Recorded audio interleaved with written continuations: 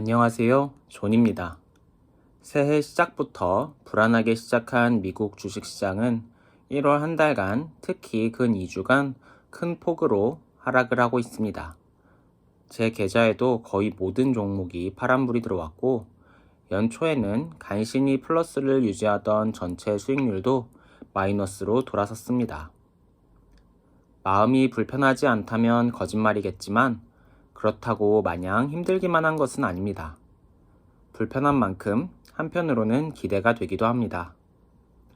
저와 같은 적립식 투자자는 떨어지는 동안도 꾸준한 텀을 두고 계속 매수를 할 수 있으니 시간이 흘러 다시 상승하는 시기가 온다면 결국 손해는 메꿔질 것이라고 생각하기 때문입니다. 물론 그 시간이 너무 길어지면 안 되겠지만요.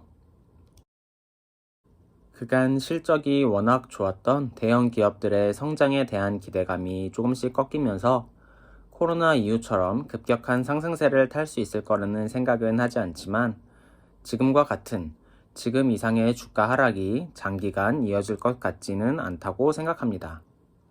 실제로 잠시간의 반등일지도 모르지만 제가 녹음을 하는 25일 새벽에만 해도 2년물 국채 시장의 옥션의 결과 때문인지 마이너스 3, 4% 정도로 내려가던 나스닥은 4%에서 5% 정도 상승하며 미약하지만 플러스 상태로 24일장을 마무리했습니다.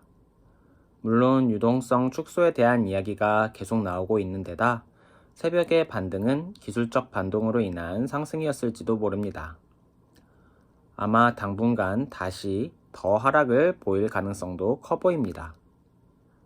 다만 지난 연말까지 미국의 M2 증가량이 소폭이어도 계속 상승 중이었던 것, 금리가 오르더라도 아직 저금리 구간이라는 것, 이미 시장이 금리가 오를 것을 알고 있다는 것, 역사적으로 금리 인상 시즌의 조정 이후에는 금리가 오르는 중에도 장기간 반등이 있었다는 것, 임금 상승도 있지만 경제적 혜자가 높은 기업에겐 구매력 증가로 이어지기도 한다는 것 등을 생각하면 기록적인 대폭락으로 이어지지는 않을 것 같기 때문입니다.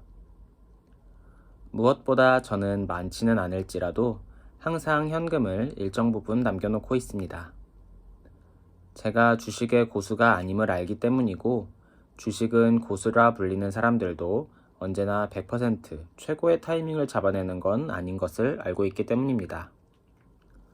환율이 조금 더 만족스러운 위치였다면 좋았겠지만 저는 이번 달에 정기 환전을 제외하고도 30만 원을 추가 환전하였고 이를 가지고 주식을 추가 매수할 예정입니다.